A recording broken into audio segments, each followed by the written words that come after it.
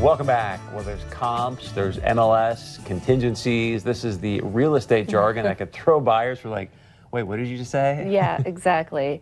Maureen Bartelt, a real estate agent at Berkshire, Hathaway HomeServices, Premier Properties, is here to dish out the 10 terms millennials, or really at any age, you should know before you think about buying your first home. Thank you so much for joining us today. Yeah, thanks for having me back. Okay, so where do we start? Because your head can start turning when you don't really understand all of these terms. What should people know when they're going to be buying a home? Well, first, I think number one, pre-approval. A pre-approval is done by your lender, and it's a verification of your information to help determine how much money they're willing to borrow you for buying a home, and that is step number one in the home search process. Next would be your debt to income ratio, and that's the money you owe against the money you make. That ratio needs to be within a certain range in order for a lender to even approve you for a mortgage. You guys, I'm just losing it here. Another would be an offer. So an offer or a purchase agreement is a legal document, and it's given to the seller by the buyer, and that's going to tell, you know, how much you're willing to pay, how you're going to do so what kind of financing you're using, and then other specifics of that process. We mentioned the M-L-S as well at the top. What is that?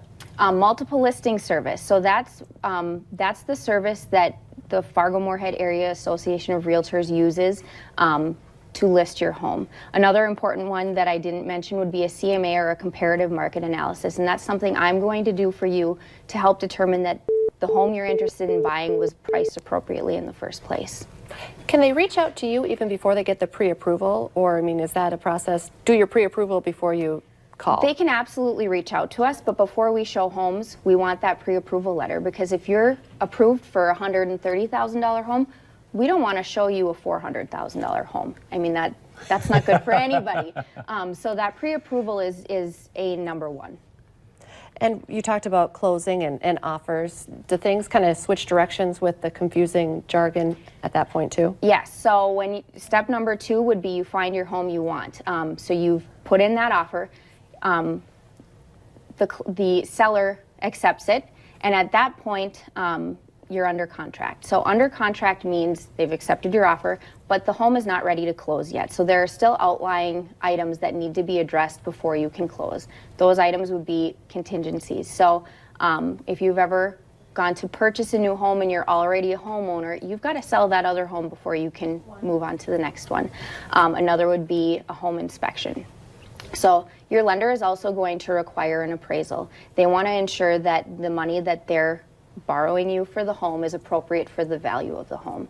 And then finally would be a co-purchaser. That's something that millennials in particular might run into, and it happens when the buyer does not maybe have a ton of credit history, or maybe for financial reasons, and thank mom and dad. It brings in another income stream to help cover that mortgage should it be necessary. Oh, that's nice. Anything else you want to add? Well, finally, closing costs. So when you're purchasing a home, the down payment is not the only expense that you're going to incur. You're also going to have closing costs. Closing costs are going to include the appraisal, your lender fees, and title insurance. Some other items as well, but those are some of the big ones. Title insurance is going to be protection for the buyer should there be any issues on the previous history of that home related to the title. It's great to have someone else on your team helping you, because you know, we throw out a lot of things, and you're like, well, this is what it is, and you say it very calmly. So how do people get a hold of you so they can work with you? Yeah, so they can reach me by email, mb@bhhspreproperties.com, or by phone at 701-388-7738. You can help, and so can mom and dad too. All right, stay with us. Coming up next, your daily dose of motivation.